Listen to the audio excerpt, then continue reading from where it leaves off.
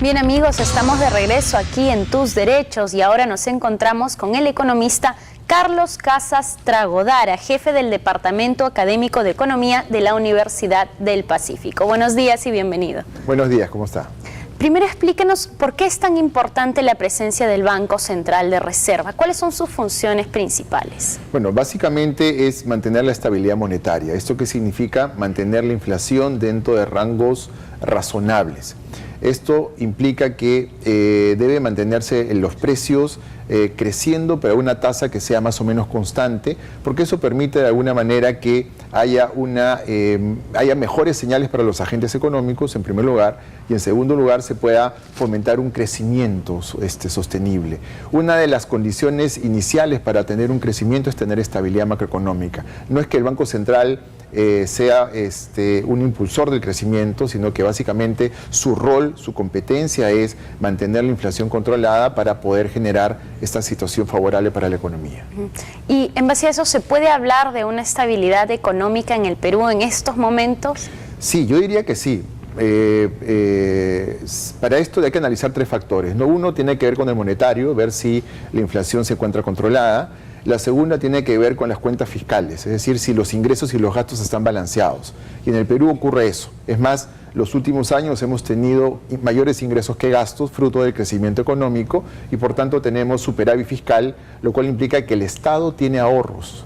Y por otro lado, la situación externa, ¿no? Lo que estamos viendo básicamente es que la situación externa viene muy bien. Otro indicador tiene que ver con las reservas internacionales netas que maneja el Banco Central, que se encuentran en un valor adecuado y que nos permiten estar blindados de alguna manera, bueno, no blindados, sino protegidos, relativamente hablando con respecto a otros países ante shocks que podamos tener negativos de fuera. Usted comenzó a hablar de la inflación y esta es una palabra que para los peruanos que tienen más de 20 años causa un poco de miedo por la situación que nos tocó vivir. Exactamente, ¿qué es la inflación? Bueno, la inflación se define como el incremento sostenido del nivel de precios. En el fondo es si los precios de los productos que compramos van subiendo periodo a periodo. Y esto quiere decir que esta inflación debe mantenerse en ciertos rangos aceptables. No es bueno tener demasiada inflación. ¿Por qué? Uno, porque se reduce el poder adquisitivo de la gente.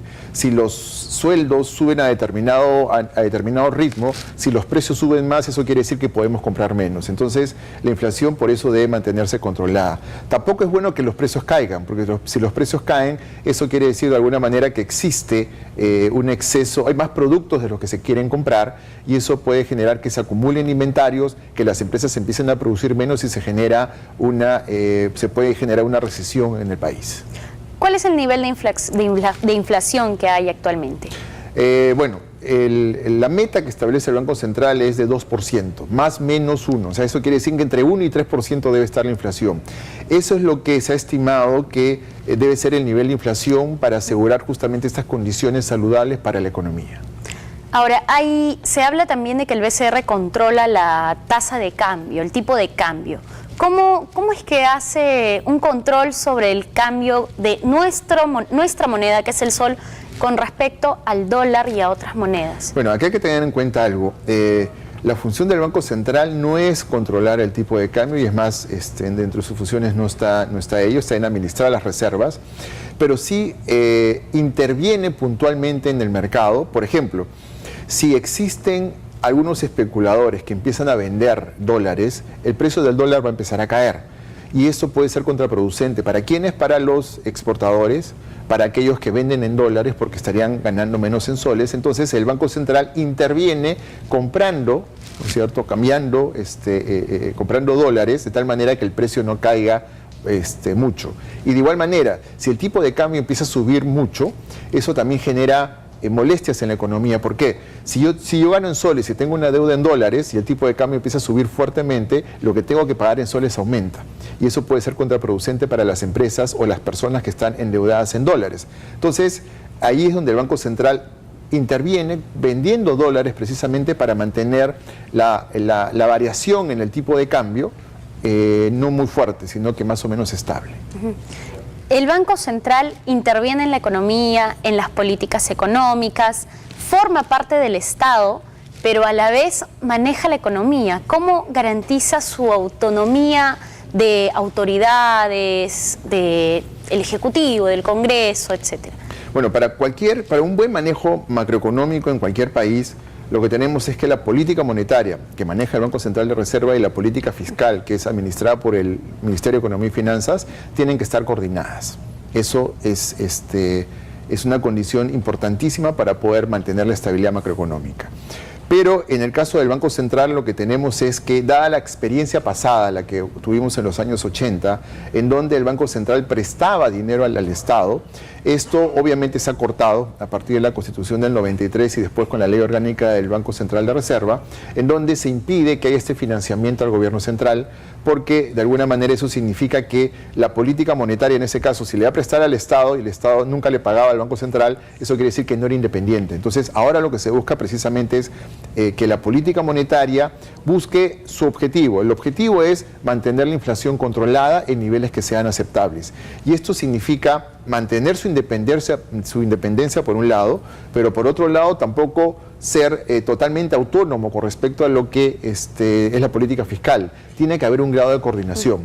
Es cierto que el Ejecutivo, el Poder Ejecutivo no puede imponerle condiciones al Banco Central, para eso existe un directorio que toma sus decisiones y que tienen que estar coordinadas, pero no implica que haya una especie de subordinación del Banco Central al Poder Ejecutivo, sino que su tarea, y para lo cual son elegidos los directores, es precisamente mantener la inflación controlada. Ahora, yendo a un tema un poco más de coyuntura, nosotros, ya lo ha dicho usted aquí, estamos en una situación económica estable.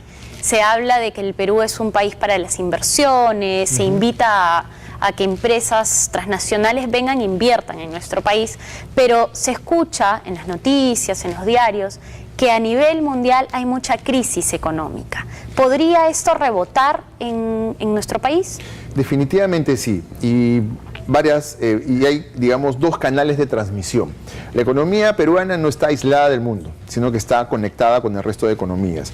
¿Y cómo se conecta? Uno, por el flujo de capitales. O sea, vienen inversionistas, invierten aquí, o compran deuda por parte del Estado, es como si que le prestan al Estado o le prestan a empresas que están acá. ¿Por qué?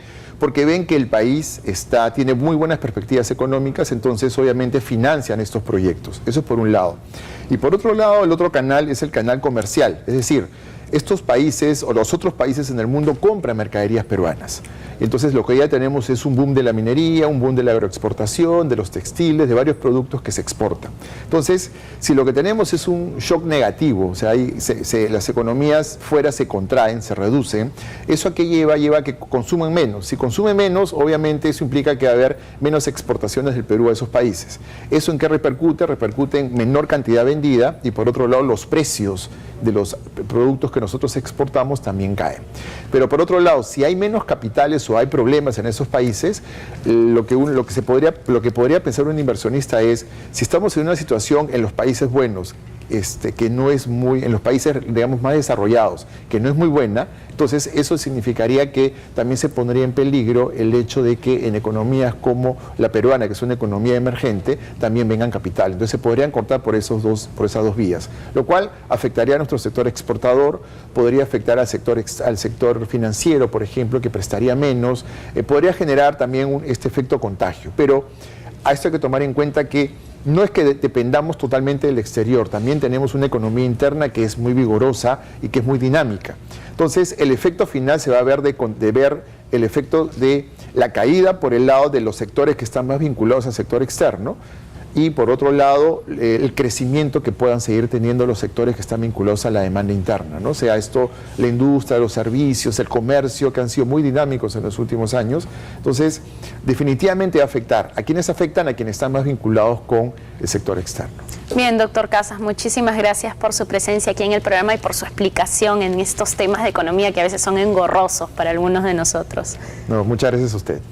Bien, amigos, nosotros nos vamos a una breve pausa comercial, pero al volver estaremos con el doctor Manuel Monteagudo, que es gerente jurídico del Banco Central de Reserva del Perú. No se muevan.